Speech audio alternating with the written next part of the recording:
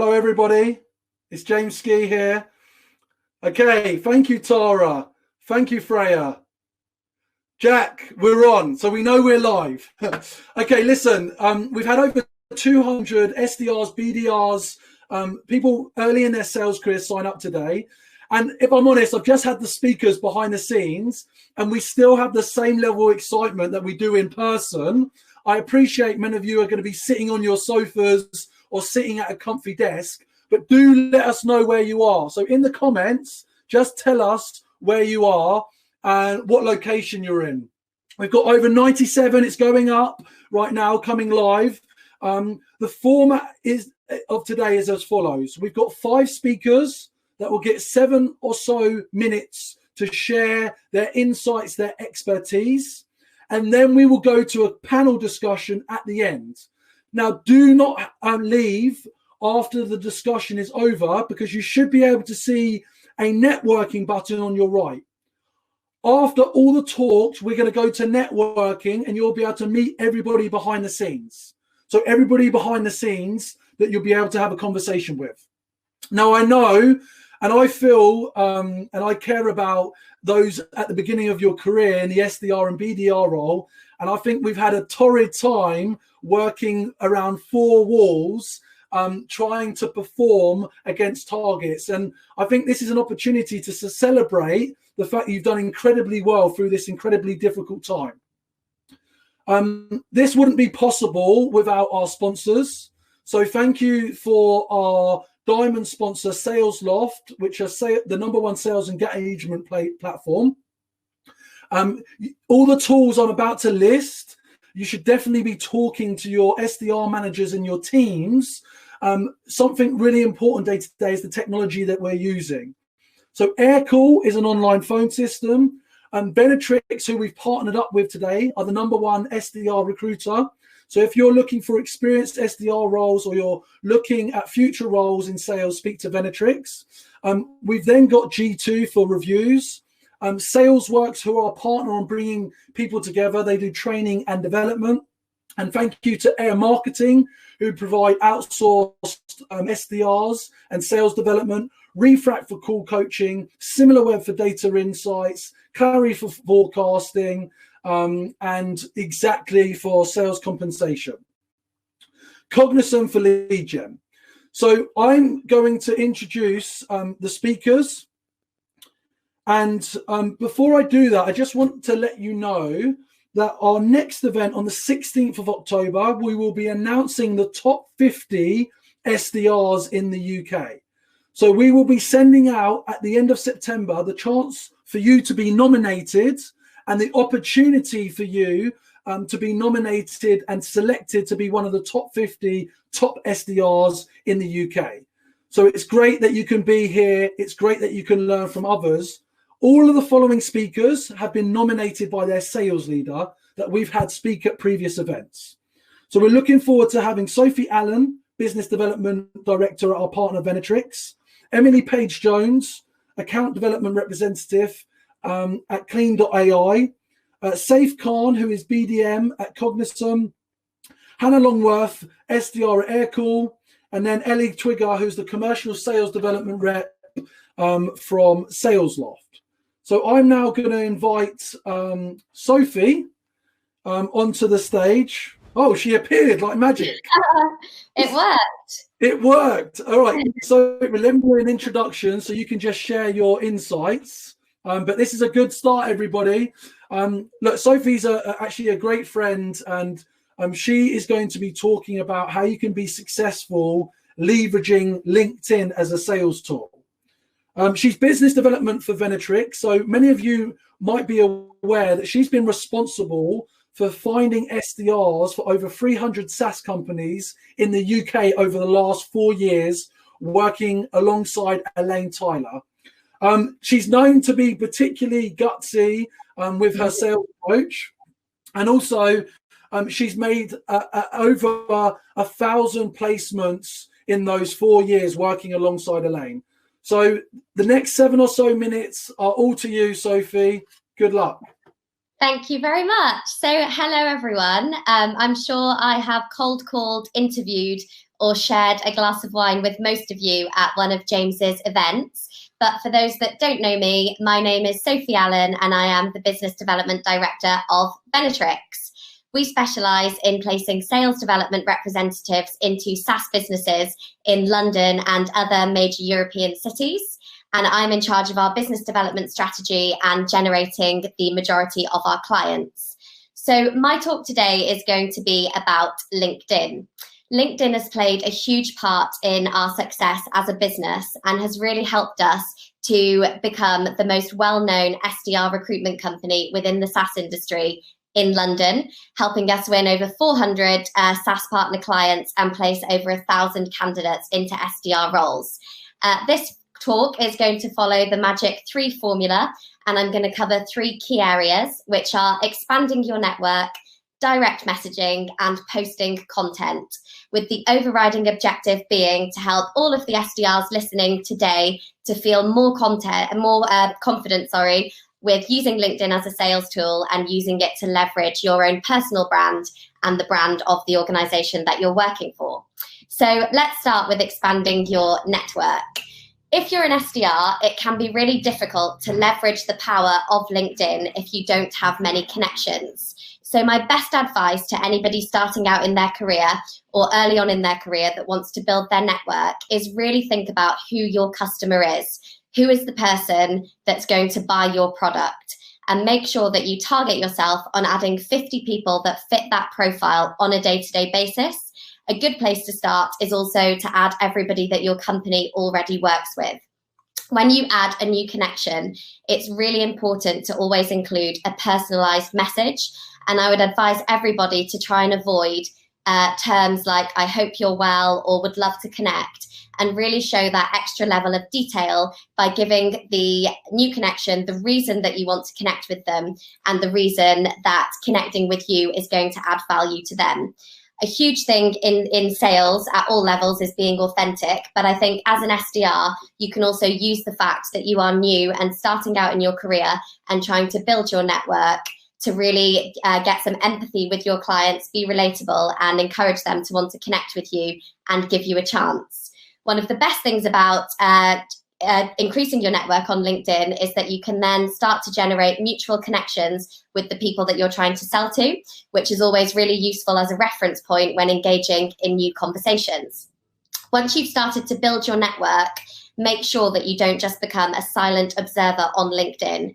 Make sure that you get involved in your customers' content. So you need to give them lots of likes, get involved in their posts, ask questions, and share their content so that they see your name popping up. People are always going to remember how you make them feel. And when they get a like, naturally, they're going to get an endorphin boost and they're going to start to like you.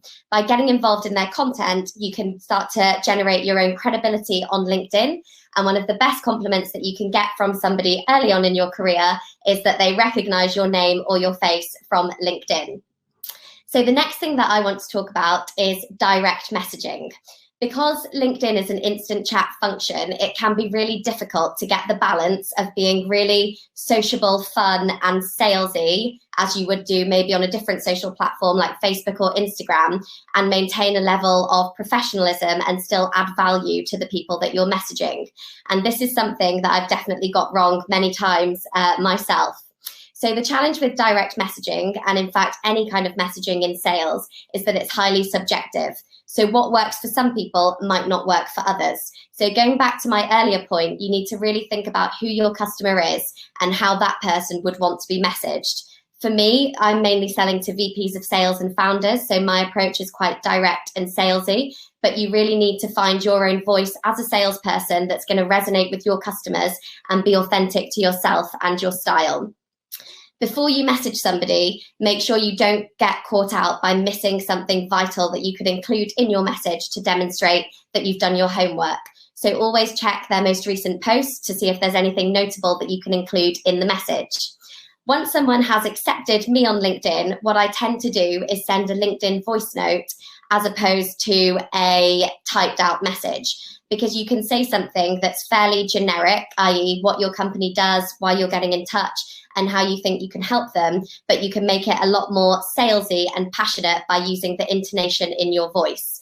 Because LinkedIn is an instant function, quite often the message is going to appear on your customer's phone or laptop. So when they see that you've sent them a voice note, it immediately creates an element of intrigue, and it makes them more likely to listen and respond. I've found that the majority of people do listen to the voice notes that I send because it's more personal and harder to ignore. I know that video is a really big thing in sales these days, and I definitely would encourage using videos to get in touch with new prospects, but voice notes are a quicker way for you and also for your customer. Once you've sent your voice note, if somebody doesn't respond, then my best advice would be to really try and avoid sending constant follow-up messages, asking them if they've read the above, wondering if you're interested, because when you read these back, they just come across as really desperate and they add absolutely no value. To put it crudely, in the context of dating, you wouldn't chase someone that wasn't replying to you. So why do we do it to our customers? So something that I found that works really well for me, and I know that Saif from Cognism has had a lot of success with this type of thing as well, is sending emojis and GIFs. What I'm trying to do here is capture the customer's attention, make them laugh, and interact with them in a slightly different way. It's always really important to remember that your customer is a buyer at work, but a consumer and a normal person at home. And they're probably in WhatsApp groups with their friends, sending funny GIFs and memes on a daily basis. So 2 emojis that have worked really well for me in the past. The first one is sometimes I send a broken heart if someone hasn't replied to me, and that always gets a haha, and then I can take the conversation from there. Or if I feel like someone's ghosted me that I have had a conversation with, quite often I will just send the ghost emoji and put have you ghosted me, which 9 times out of 10 does get a response. With regards to GIFs, obviously there's lots of different ones that you can play around with. I tend to use GIFs that have song lyrics on top of them and then incorporate the lyrics into what I'm trying to say to the customer in a clever way. And a personal favourite of mine is a GIF of Adele that says the words "Hello, it's me" on it. Because everybody knows that song, it always gets a laugh, and then you can take the conversation from there. And what I'm trying to do here is not engage in a really deep discovery conversation on LinkedIn Messenger, but to make enough of an impact on that customer that they then agree to have a conversation with me on the phone or on Zoom. The final thing that I want to talk about is posting content. So this is something that we are really, really passionate about at Venatrix. And it all started when my amazing colleague, Tara Jackson, who I'm sure you all know, joined our business and started posting selfies on LinkedIn. So at first, people were telling us that we were using LinkedIn like it was Instagram and the posts weren't necessarily that appropriate. But over time, our strategy went from organic to strategic, and now it plays a key part in us establishing our brand and getting messages out to our customers and candidates. And I would definitely say that the content that we post is now considered a really reliable source if you are an SDR looking for an opportunity, or if you are a SaaS business looking to hire an SDR. The biggest piece of advice that I have for posting content is always really think about what is my objective before you post, because there's nothing worse than doing a post for the sake of it and then looking back and thinking that it didn't really add much value to anybody, didn't get many likes, nobody really commented on it, and it just falls flat on its face. So really think, what's my objective and what do I want my customers to associate with me when they see my content and my posts? If anybody follows Venatrix on LinkedIn, then I'm sure you'll have seen our very energetic videos that we post, where we normally start with a "Good morning, LinkedIn," and we talk in very theatrical voices. Quite often we're outside, we're in our gym gear, and that's because the brand that we're trying to portray is one that's very proactive and positive, which reflects the type of companies that we want to work with and the type of candidates that we want to place. So again, it goes back to the authenticity piece, finding something that really suits you and your business and your customer. The final thing that I would say before I run out of time, especially if you're early on in your career, is be consistent. So give yourself a target, hold yourself accountable to it, and try and create 3 posts a week that are really creative, really thoughtful, and are going to add value to your audience. Thank you very much for listening to me, and please do add me on LinkedIn after this talk. Sophie, that was amazing start. Spot on. Thank you. Just out of interest, before you leave us and we invite Emily, so that's just a prompt for Emily to get ready. Emily Paige. Do you tend to do the voice note follow-up at your desktop or via your mobile phone? Both. You can do it from your phone.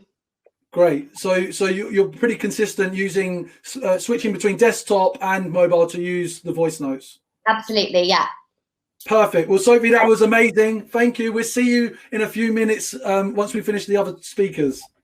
Emily, fantastic. We had you back. We were worried for a minute behind the scenes, everybody, but we've got Emily Jones now, and this is really exciting because Emily's talking about breaking the glass ceiling for female SDRs, and actually for the first time ever, the majority of our SDR speakers are female today, and I think that's a great illustration of how much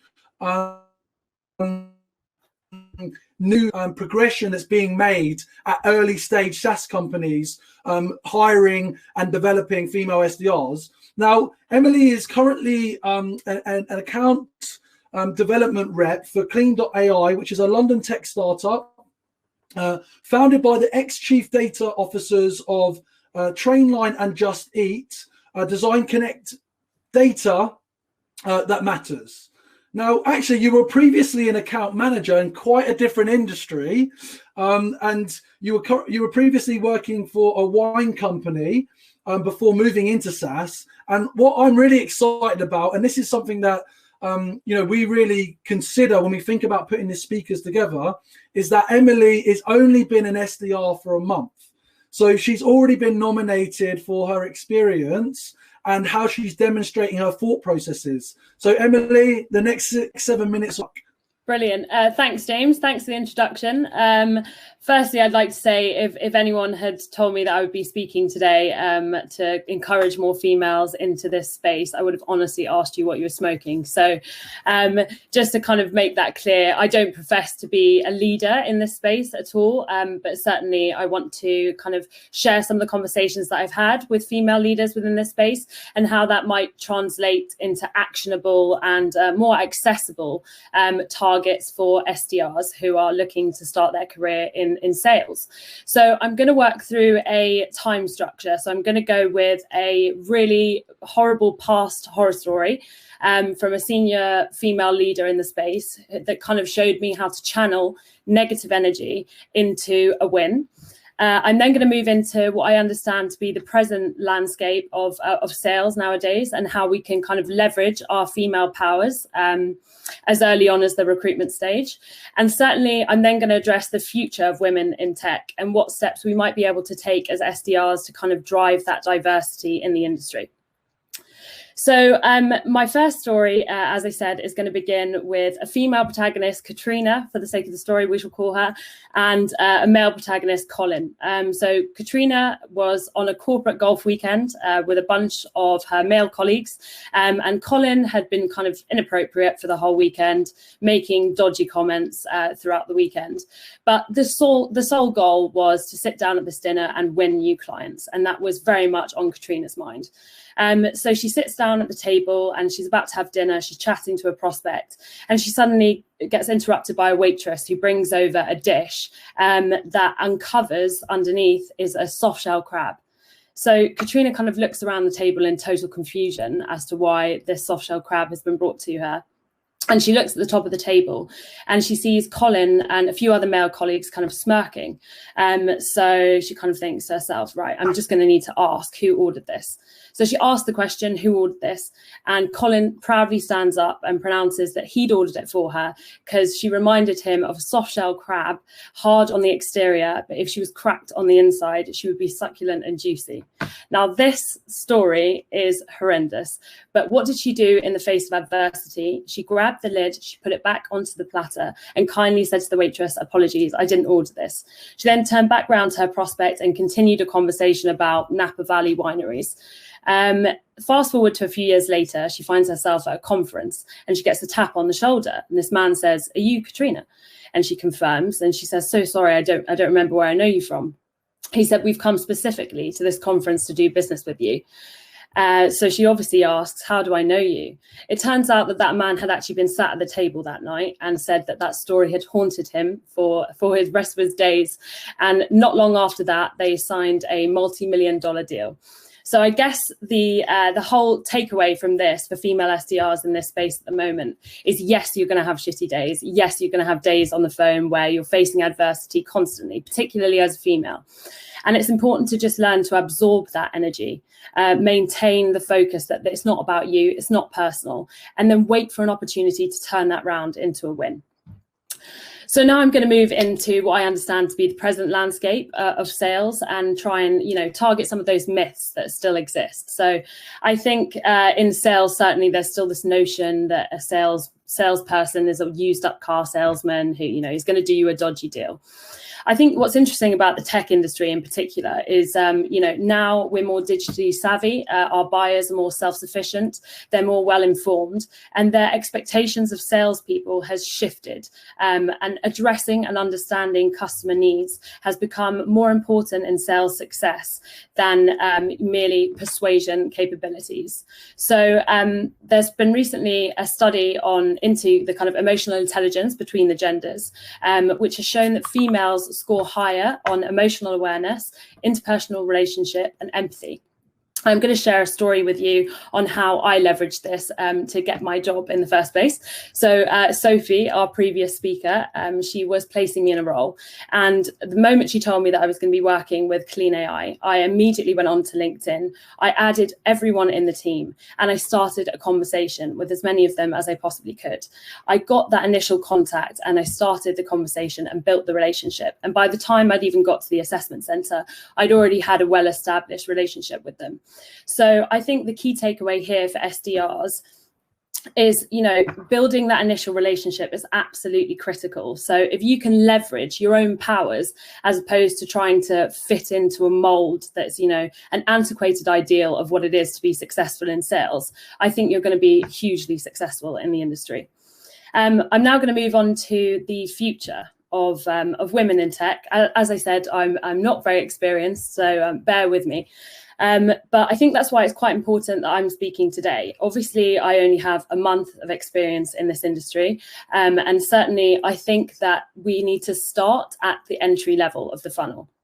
So to give you an example of my experience, I had no idea at university that sales was going to be for me. And certainly I had the opportunity to speak to one of my friends who works as an SDR, and he kind of introduced me to the advantages and, the limitless possibilities of working within this space. So I think what I would say to female SDRs who are just starting out is make sure that you network, make sure that you keep those connections going, try and re-educate yourself on what it is to be, in the sales space nowadays. It's not how it used to be. It's far more inclusive, but certainly there's still work to be done. And I think one other point that I would like to make before I kind of wrap everything up, it's important for us to move beyond quotas and focus on the cause of underrepresentation in this industry, as opposed to just merely the symptom.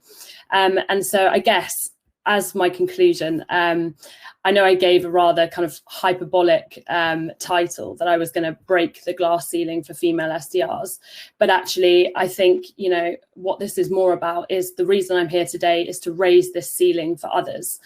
Certainly, undoubtedly, the ceiling still exists, but the room to grow and maneuver is of far greater width and height. Thank you. Emily, congratulations. That was an amazing talk. I loved how you threaded in the stories, which were really thought-provoking. And I think that's a great example for anyone who's looking at delivering any type of talk. That was incredibly well structured. And also great inspiration for other female and women SDRs that are, at home right now trying to unlock their own confidence. So the fact that you delivered such a credible talk and mature talk was excellent. So thank you, Emily. Thanks very much, James. So we're going to bring in Saif Khan now. Look at that transition. Well done, Saif. Lovely. Love that back wall as well. Thanks, James. Look, one of the things that's important, we're bringing various experience here, and the reason why Saif was nominated, actually by his previous CRO, Nazma Kaban, who was the CRO of Cognism, that you can look up on Sales Confidence YouTube channel. Saif is an example of someone that's actually been through the SDR role and is now an AE. In fact, he's going to be talking about how to break down your target into manageable and achievable chunks. Incredibly, he accelerated and outperformed all his peers at Cognism in an 8-month time period. And in fact, on average, was achieving over 175% of his target. So this is someone that has clearly already gone through that process of success. And I know how many of you are motivated to become an AE. So Saif, this is your chance to shine. Good luck, my friend. Thanks, James. Thanks for the introduction. Hi, everyone. I'm Saif. I'm one of the BDMs, account executives at Cognism. So I'll be running through how to break down your target into an achievable chunk and building out an efficient model for yourselves, essentially. So I have got something prepared. Quick introduction to myself. So I graduated June 2019. I started at Cognism as an SDR in the same month. Thank you and shout out to Venatrix for getting me into Cognism. I very quickly became a senior SDR and then I was promoted to AE in February. And a big reason for that accelerated plan was essentially because of the consistency and scalability that I brought into the SDR role. So for the people watching this, I'm assuming at least one of these are going to resonate with you. So you need to achieve a certain amount of SQLs, you need to book a certain amount of meetings, be personalized, but don't waste time doing it. And the top performer is X against target. You can do it too. Now, none of these are really helpful. It doesn't teach you how to get there. So that's what this quick presentation is going to be about. So the way I like to begin is reverse engineer the big number. So the big number could be 16 SQLs you need to target on a monthly basis. That is taken into the fact that you want to achieve 135%. Now, breaking down that big monthly goal into understanding how many demonstrations you're going to need to achieve that. So the data showed me that I needed 24 demos, which meant in a week I needed 6, and then in a day I needed 2 demonstrations. But you need to go a little bit further than that as well. So breaking down those 2 demonstrations a day, I understood from the data that I needed to have 6 conversations a day. And in order to have 6 conversations, I needed to have 90 dials that I was making a day. So holding myself account to that activity level.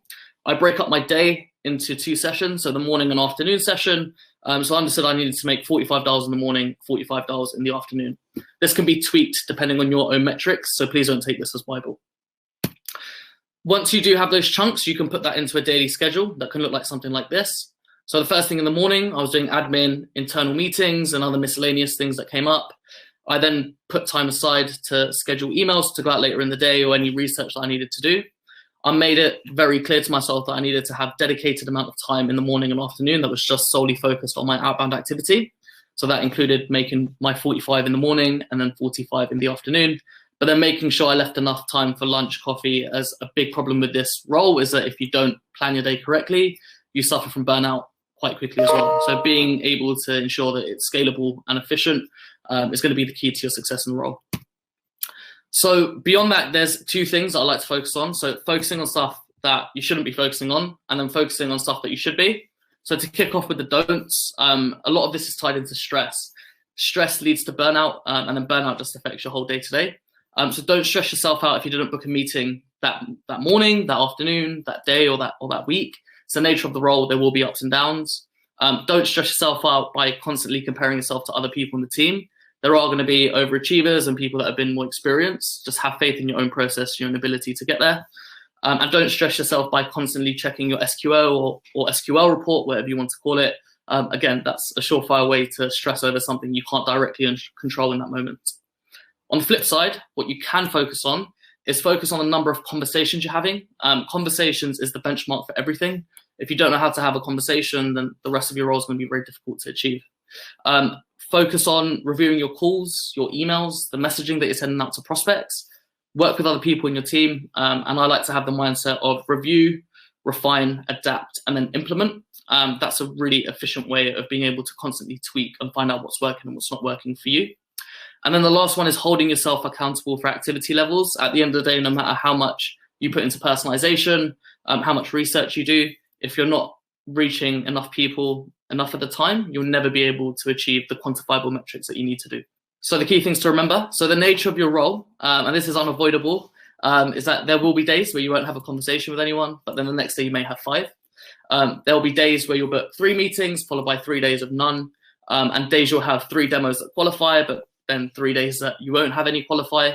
Tough days are just unavoidable. The only thing that will break a slump or a tough period are your processes, your behaviors, your habits, and your mindset.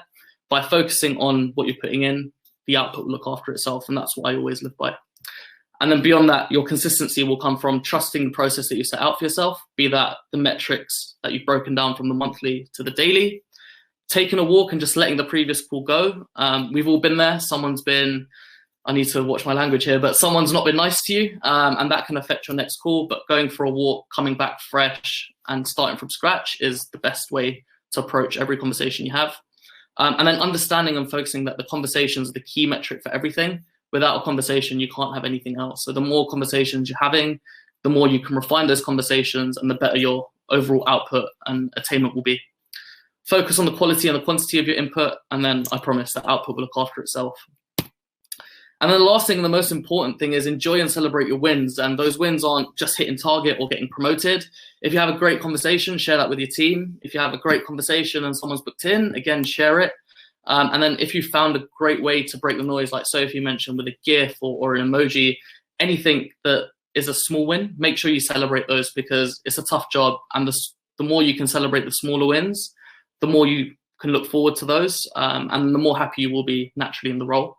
And then as more time you spend in the role, the better you'll be, the more experienced you'll be as well. And then your success will compound over time up until the point where you should be flying, fingers crossed, if you've done everything previously correctly. That's it from me. Any questions, I am more than happy to connect and answer. Saif, thank you very much for that. Just while we're waiting for Hannah to come on live, I'm interested, how have you adjusted your day since moving into an AE role? Are you now working with other SDRs booking your meetings? And are you still doing a lot of prospecting yourself? What's the balance like?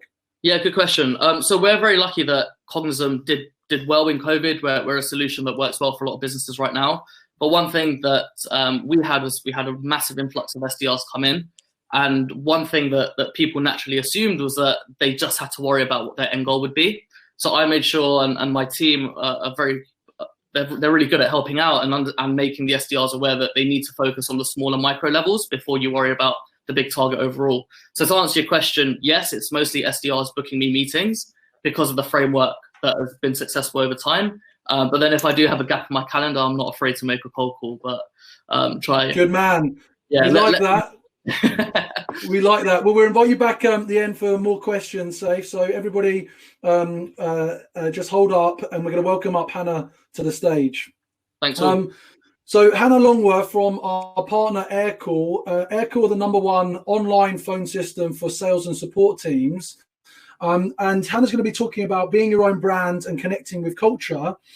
She joined Aircall last September as an SDR, and interestingly, originally from Scotland, she spent time at university studying languages, which makes her super adaptable to those different cultures.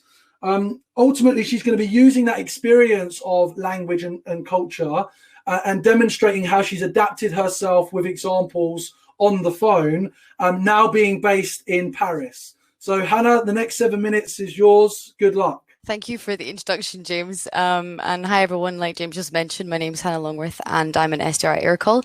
And I've been here for about a year now, which of course has completely flown by, as the days in sales usually do.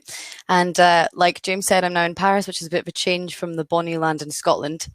There's obviously been a fair few of these sales confidence events aimed at all of us SDRs or that and above. And a lot of us have talked about creating your own brand, especially, for example, Emily drew on that today. But because today's around kind of your first sales job as well, I just wanted to share some key things that have helped me along the way. And the speech will really be split into 2 parts, a little bit unconventional, but I'm going to talk about how creating your own brand is a crucial factor in building a trustworthy profile for your prospects. So I'm just going to address how being yourself can allow you to literally be your own brand. By channeling your key strengths and character, you can use kind of your personality as your competitive edge. And then at the second part as well, I'm going to highlight the importance of culture and how being aware of like cultural implications and language will allow you to kind of accelerate a deeper relationship with your prospects. So of course, starting your first sales job is super daunting, or well, it was for me anyway. And when I began, I was the youngest in my team with 0 experience, fresh out of uni. I really thought that with a diligent work ethic would be enough to kind of ensure that I'd be a top performer. Obviously, this wasn't the case. Of course, you need to work really hard in sales to be successful, but and learn all the theory, but there's so much more behind it. To be honest, I was pretty lucky. In Aircall, we had a 2-week training program called Aircall Academy, which is pretty smooth. And we learned some basic sales techniques and things like that. But given the fact I kind of arrived barely even knowing how to switch on my MacBook Pro, embarking on my SaaS journey was definitely quite an intensive thing for me. And I have to say that my brain was definitely fried after the 2-week period. So I was pretty set on the fact, though, despite this, that if I could work hard, I would smash my target. First quarter, obviously I didn't, and I only got to about 40%. My calls were really not great. I spoke too much, got the classic word vomit, you know, when you get that imposter syndrome feeling. And I just kind of would spraff all these memorized phrases that I'd learned the day before. And as we all know, that's not really the road to connecting with your prospects. But I mean, 8 weeks into the beginning of my job, I got a response from this guy called Tony Steele, who I still speak to. And he sent me an email basically not saying F off or remove me from your database. It was lighthearted, and we had a really nice conversation on the phone. And to be honest, that's when I started to see everything completely differently. And I realized I'd just been completely overcomplicating my role. Obviously, I just reflected and thought, well, I was obviously hired to this role for something. Not because I had a 100% proven track record in a previous sales job or anything, but I was just hired because of my personality. So maybe the Scottish crack had actually gotten me somewhere after all. But I just want to highlight that this key factor is really why all of you are even here today in the first place. I read a really good book at the time that helped get me through, that was recommended to me by my manager. It's called The Happiness Advantage, would recommend. Basically, it encourages you to write down all your key strengths and find out just how to channel them, which is something that can be really applied to work. So for example, aside from having terrible Scottish crack, but I also realized that I'm a talker and I love people and giving advice and culture. And that's why I was hired. And this kind of translated then concretely into making more calls and ensuring my talk time was high and having good conversations, like Saif also earlier highlighted. And then, so I guess what I'm trying to say is, if you're having a day when you're stuck in a bit of a rut, just think about it. What are your strengths? What key traits really shape you into who you are? And what did your manager as well see you in your first interview on your first sales job? A couple of things that my manager actually said that he always looks for, just to bring them up anyway, is always looking for analytical thinking and competitiveness. But amongst other things, the key thing that he said he always looks for is a point of difference to others on the team. So this point is even more important than anything else, because it's just such an emphasis to play on your strengths, because as everyone says, a team's only as strong as the sum of its parts. So I guess even in your first sales role, it's important that you see your own context and importance within the team to allow others to kind of learn from that. And that kind of leads me to like another really key factor of a part of your identity, which is always overlooked, is your culture.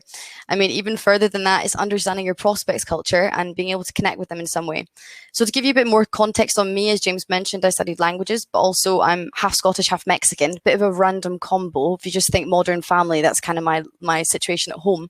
But this meant that from a really early age, I knew the meaning of culture in language.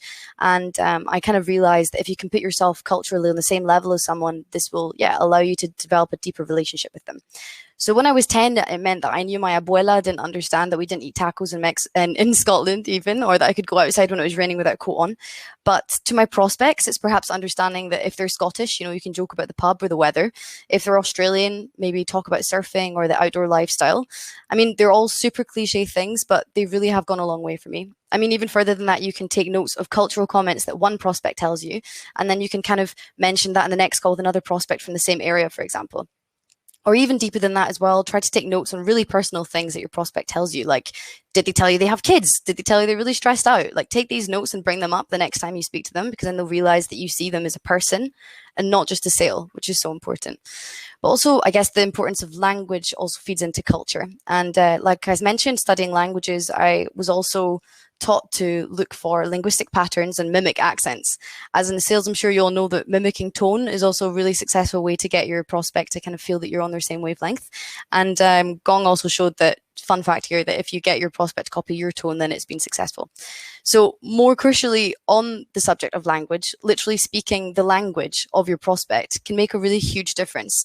So try to pick up on and note catchphrases, intonation, and things and ways they intonate, their voice, their speech from the area that that prospect is from. So apart from the fact that sometimes when I come off the call with a client, I say, I'll start the call with good day. Or when I call someone from Australia, I'll maybe say, how are you going? Sometimes my South African yes or London in it does come into day-to-day, which is kind of embarrassing given the fact that neither of them really suit who I am. But I think that it's a really important thing to make you connect with your prospects, to take all of these factors into account, because I guess at the end of the day, identity is everything. So I guess always ask yourself the question, where's your prospect based? What's their culture? What's their intonation and their language most likely to be? To be honest, it feels really crazy to be talking here today. I had a really, really bumpy beginning at the start of my sales career. And to be honest, sales is really tough and it's mentally draining. And if you don't have support in place, it's hard. So I guess to summarize, if you lose drive and motivation and confidence, just always stop and think, why am I here? Write down your strengths and channel this energy into them and make that your competitive edge. Thanks. Hey, thank you very much, Hannah. That was fantastic. And a great reminder at that as individuals, everyone's been selected into their role. So I think, it's unsettling when you feel the pressure of being early on in your career, being reminded that you can be beaten up by your target, because it's always starting from zero each week, each month, each quarter, each year. And then there's kind of lows and highs. And actually, all of you on here, and the better that you are at navigating that, and the better you are reminding yourself of your strengths and weathering it, the more successful. Hannah, love those adaptations to building rapport. So we're going to invite Ellie up. Look at that. Perfect timing. It's like we've done this before. Hannah, thank you very much. We'll invite you back for some questions at the end after Ellie's talk. No, thank you. So Ellie, this is exciting. Thank you for joining us. Hello. You're going to be talking hey, I'm going to be sharing your thoughts about staying positive and finding your happy place in the face of rejection. And Ellie's background is quite interesting because she's just joined SalesLoft fairly recently as an SDR. And check out SalesLoft for sales engagement if you haven't got a tool in your arsenal. She's got over 3 years experience actually in account management, targeting retailers, financial services companies. And she's excited and passionate about having a positive mindset when it comes to approaching sales as a process, as a profession. So she's going to be sharing her tips and tricks for the next 7 minutes or so. Ellie, over to you. Good luck. Thank you so much. I'm just going to share my screen. Hey everyone, I'm Ellie. Like James said, I'm from SalesLoft and I am an SDR. We are the #1 sales engagement platform. I've been here now for 6 months and it has completely flown by. The reason why I was attracted to this company, I was actually obsessed with this company before I joined. I was attracted by its culture and what it stood by, but also the fact that I was going to be selling a software that I use every day. And I love now using every day, and I honestly couldn't live without. And it's a very unique situation that I get to sell this software to other SDRs and other sales reps to make their lives easier. So I've been an SDR and in sales on and off for 3 years, and I've seen that role really change dramatically over the past 3 years. There's a lot more pressure applied. You need to be having high quality meetings, but they need to be enough of them. You need to be personalized, but you need to have enough high activity. You need to keep your AEs happy and your managers happy. And a topic that I wish that I really knew when I started out in sales is the importance of staying positive and how to shift yourself into a happy place. I think society now has made us believe that in order for us to be happy, you must be successful. And the only way to be successful is if you work hard, you work long hours, you basically pull your hair out. Ultimately, you'll become successful and then you'll become happy, but that's not true. Let me just move my slides.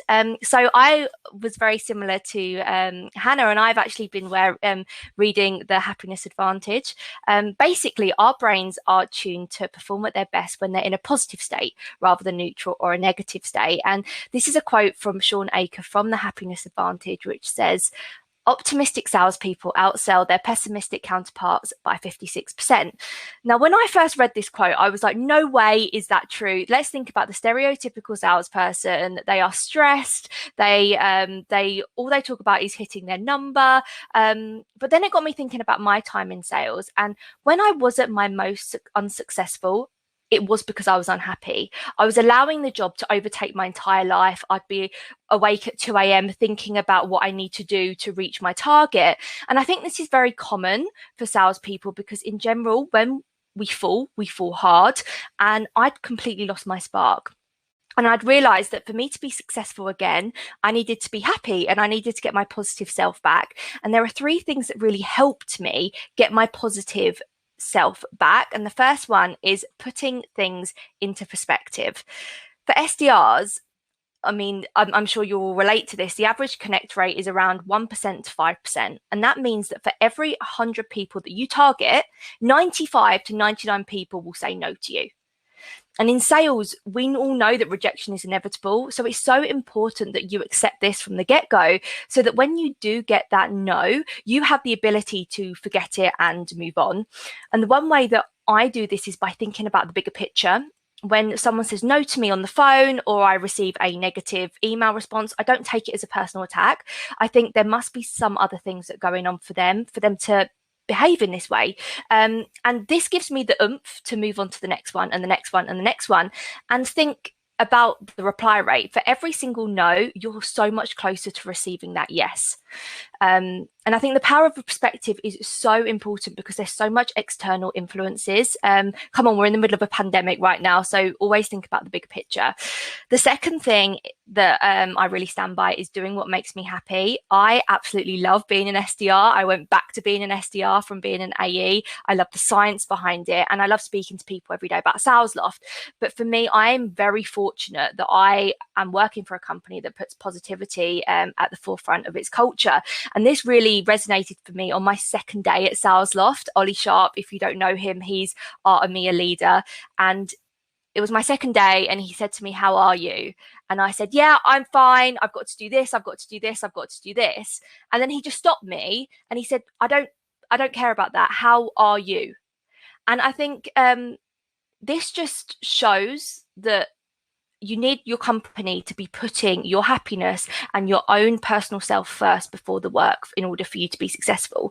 I also don't believe that in a work-life balance anymore. I believe it's just life. So have a job that makes you happy, have a team around you that will spur you on and are into like-minded things. But alongside this, do the things outside of work that makes you happy. If you enjoy painting and painting makes you energized, then prioritize it, put it in your calendar, block it out just like you would if you were having a meeting or a catch up or a calling hour. For me, I absolutely love dancing. So when I take a break from my desk, I'll pop down to the kitchen, I'll play some fun music, I'll dance around, and it honestly lightens my mood and spurs me on to carry on. Just basically make sure that everything you do gives you enjoyment. And this comes down to your job, what you're doing, how you're doing it, and who you're spending your time with. And the last bit of advice I wanted to give you is to develop the right mindset. I hear so many salespeople concentrating solely on outcomes. I need to hit my target. I need to set up enough meetings. I need to close this deal. They're so focused on the result that they're not analyzing the inputs and the process to get there. Every day in sales is an opportunity to learn and develop. It's not all about just hitting your target. For example, if an AE or a manager gives you feedback or potentially criticism as an SDR, don't take it personally, embrace it. So you can really improve yourself. And instead of saying to yourself, I can't do this, say to yourself, I can't do this yet. For example, when I started out as an SDR, I was absolutely petrified of cold calling. I was scared to even pick up the phone. So I sat for an entire day and cold called just so I could get past that fear. So I'm not saying that if you do all of these points that, yeah, sales is going to be easy and you're going to be fine, because we all know it's not. All I'm saying is that happiness is a journey, not a destination. So embrace it now. be happy now, and then you'll always be happy. And the last thing that I really wanted to share with everyone is the power of a smile. So whenever you're having a bad day, I just want everyone to just sit for a moment and smile to themselves and just feel how it changes your mindset. The next time you're having a difficult time, you face rejection, you're about to pick up the call and you're not sure if you're in the right mindset to do it, just smile, and I guarantee it will change how you're feeling. And if anyone ever wants to connect with me, yay, we're smiling. If anyone ever wants to connect with me and share ideas about staying positive, then I love to talk about it. Amazing. So that was a fantastic way to wrap up our talks, but we've got more, everybody. We've got the Q&A. So we do have a limitation on hop-in, so we're going to ask and invite all the speakers back on. Ellie, can you just pop off and then we'll rotate you on again in a minute? So look, we've still got over 100 of you here live with us, and this is your opportunity. If you asked a question earlier on, all the speakers are coming back now for 10 or 15 minutes of Q&A. Look, just stop and think. You've made the effort to come here. Don't be shy. We're all outgoing, or if we're not, we all need to be on the phones and proactive.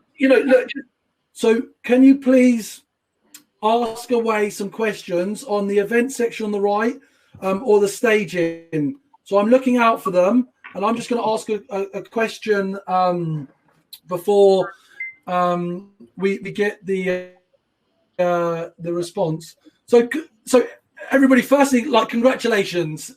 No one appreciates how nervy it is to do this sitting by yourself in silence and not being able to see. When we used to do these, we've been doing it for 3 years. Before lockdown, the 100+ people that we've had on today, you'd see their eyes, you'd see their reaction, and you've not had that. So congratulations for still nailing. It's been amazing energy. Just an initial question before we gather some of the questions from the chat boxes. Look, we've all been locked down, okay, and all of us have been on the front line, facing lots of challenges, still having to deliver.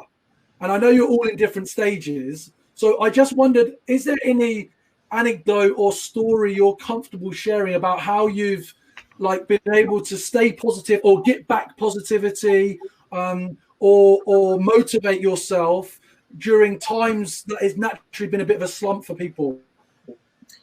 I can answer that. So at Venetrix, we do a daily call every morning at 8:30, and we do it again in the evening at 5. And I think that's been really helpful to keep us all connected and consistent. I mean, we talk all day, every day anyway, but consistently connected and talking to each other throughout lockdown. And we've also, the majority of us have really got into running. So we're all on Strava, and we all try and go for a run before work at least 3 times a week. So when we do that daily call, we all talk about what we've already done that morning, and that's really motivating and gets us set up for the day. Great.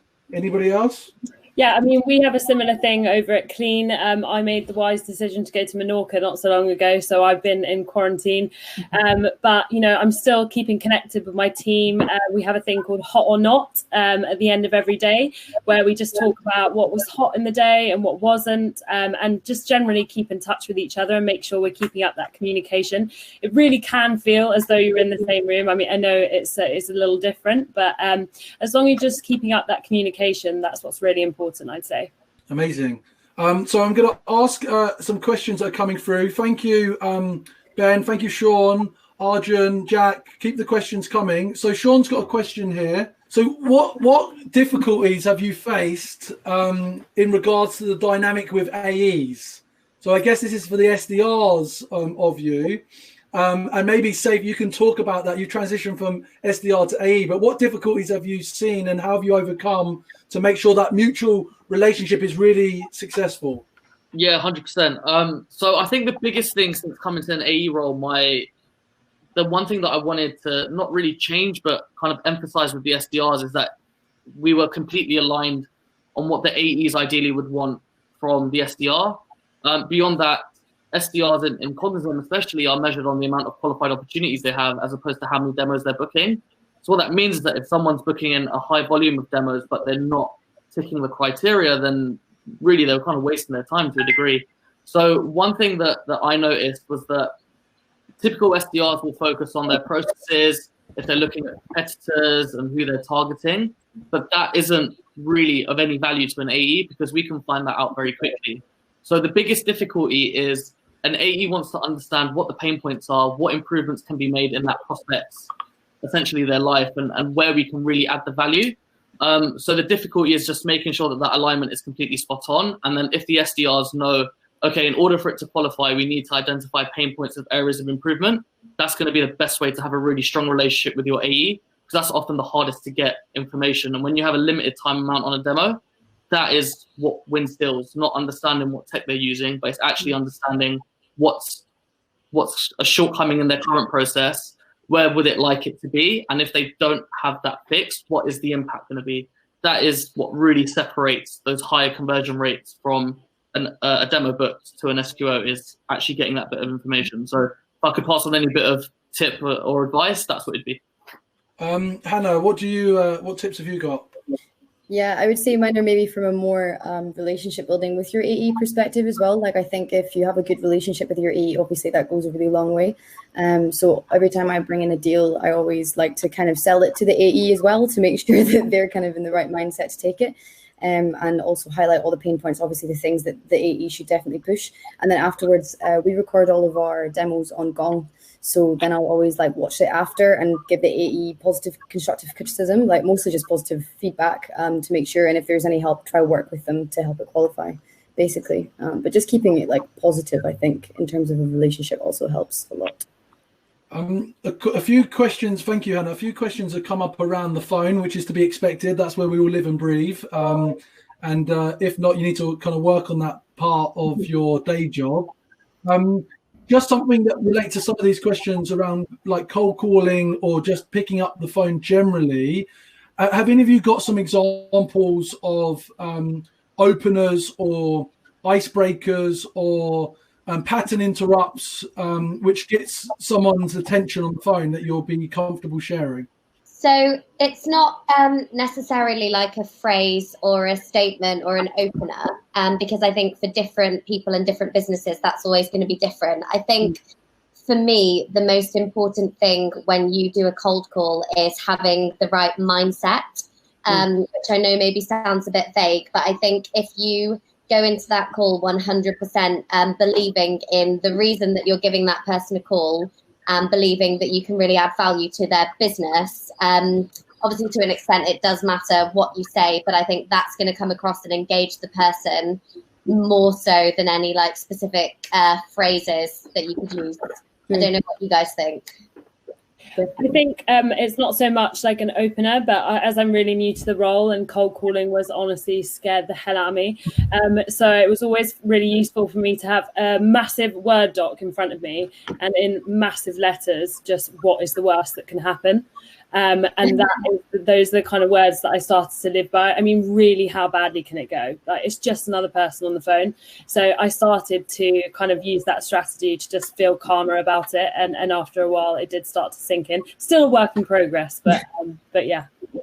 Yeah, definitely. If I could add to that, I think as well what I touched on before, but it's always good to be aware of like what's going on in the news. Or for example, I was speaking to, I called a prospect and he was telling me about how it was Mandela Day and he'd made like 150 sandwiches in South Africa. So then like the next person I cold called, I then obviously brought up Mandela Day and asked him if he'd been making some sandwiches. Or, I mean, it's really small, but I think always being like culturally aware as well is always a good icebreaker. Yeah, that's brilliant. That's on the ball. So we're going to have a few more questions. Sophie, we want to invite Ellie back. So can we just get any final points from you, Sophie? Just parting points before we head into the networking area. I think my parting point would just be, don't forget to have fun with the role as well. I think a lot of people, today have spoken about the fact it is a really tough job, which is true.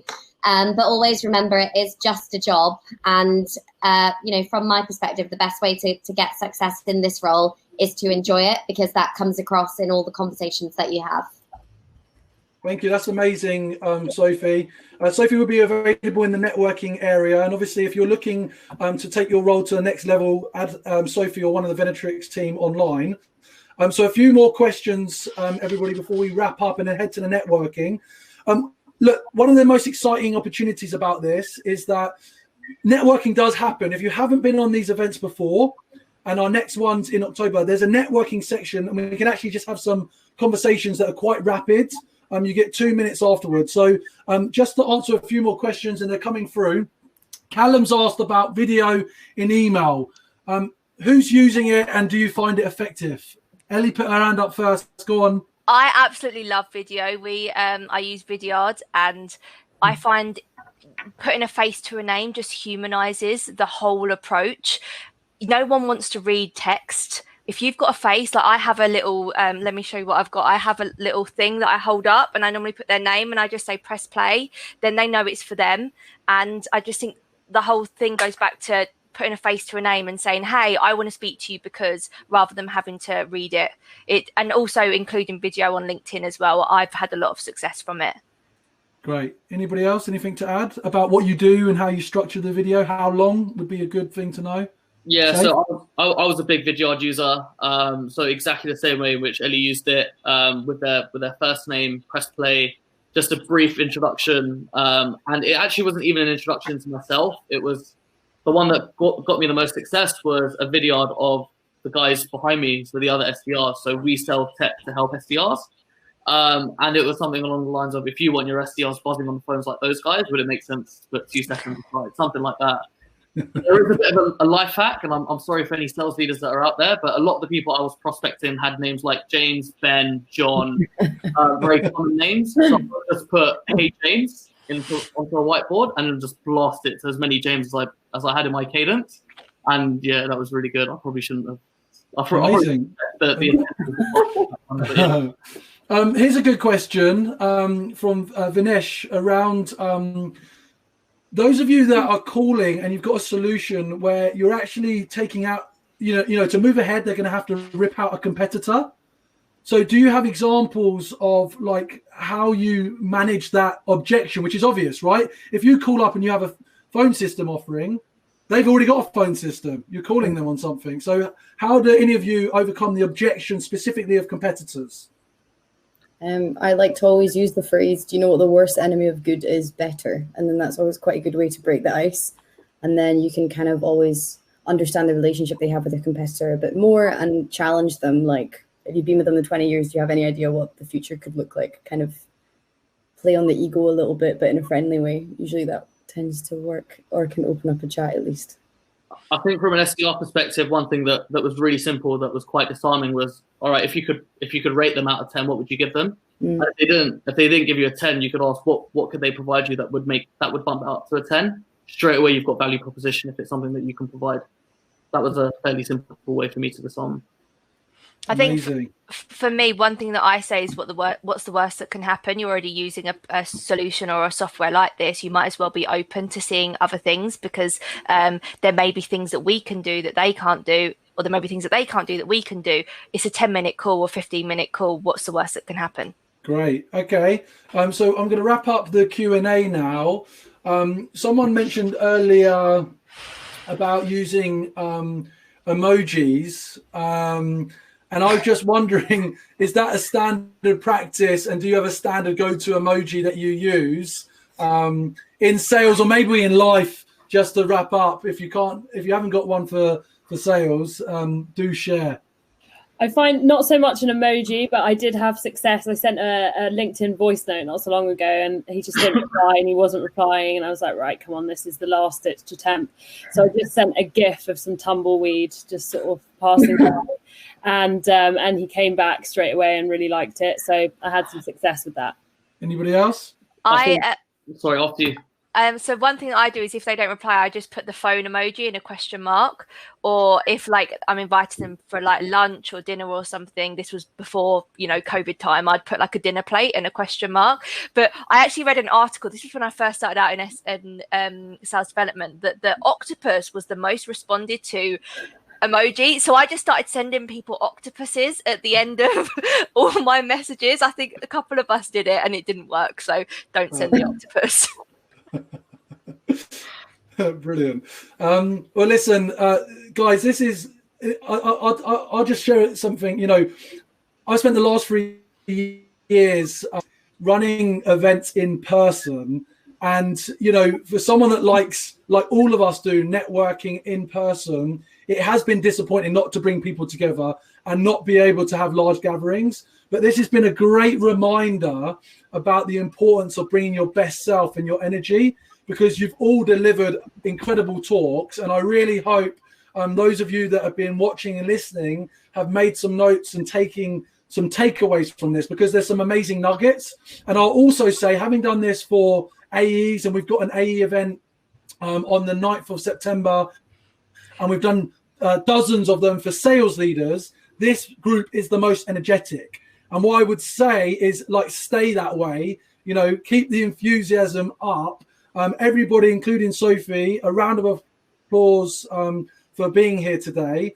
And also thank you for our sponsors, SalesLoft, Aircall, G2, Venetrix, SalesWorks, Air Marketing, Exactly, Clary, and also Cognism. It's great to have you all involved in this. I used to thank everybody that brought the food out and everybody that organised the room, but we don't have that anymore. But there is networking.